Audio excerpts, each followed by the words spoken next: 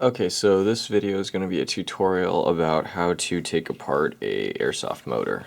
I'm only making this because a lot of interest is being found in like the Franken-Torque motor makers and just people that want to disassemble their motor for various reasons.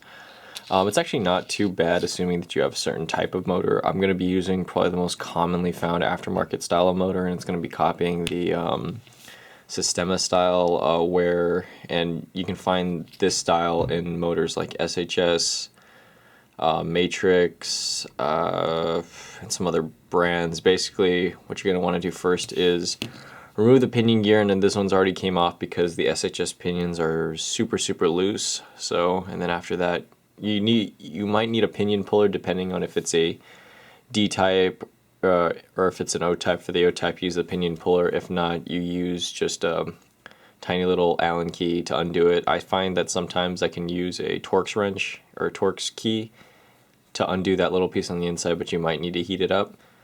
After that, you take off the tower with the spring on it and put that aside over here.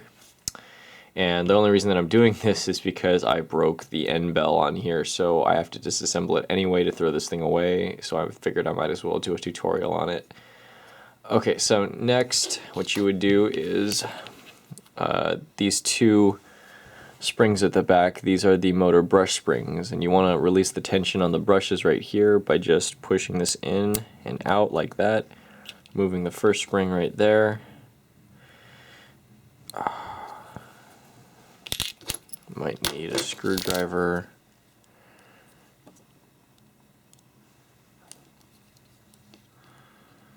To get this one out. Okay. Once you've taken off those two, the next step is going to be to remove the two screws right here. And they're going to be usually just a standard Allen key. And do that. It should come off pretty easily. And undo this side like that. Okay, and then the whole end bell should just come off.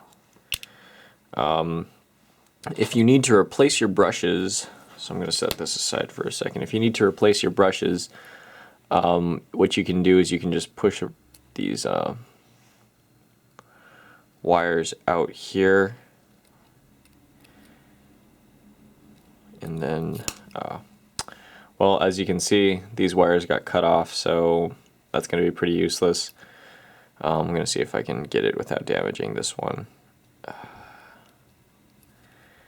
And then you just slide it out like that.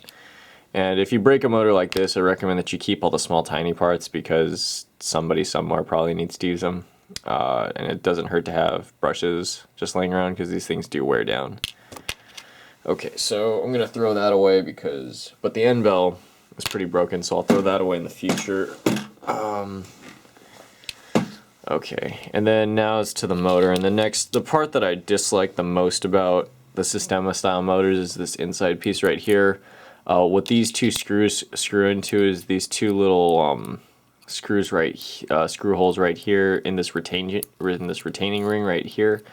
And what I usually do to get that out is I take my pliers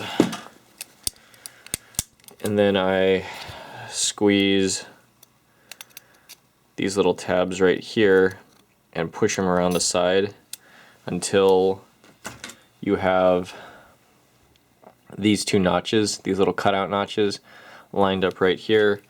And then you can take a screwdriver. The hardest part about this though, well, that one's actually not too bad, but the hardest part about this is usually the magnets, how they want to suck it back in. Okay, so then once you remove the retaining ring right there, you'll see the motor armature, and then you just press down on this and it should pop up. And then it's just a matter of wrenching it out here. Like that. And then now you've disassembled your motor. You have a neo magnet can and an armature. This armature is for an SHS high speed, so as you can see, those wires are huge, and there's maybe like 12 TPA on this, which is why it runs so fast, but it runs really, really hot at the same time.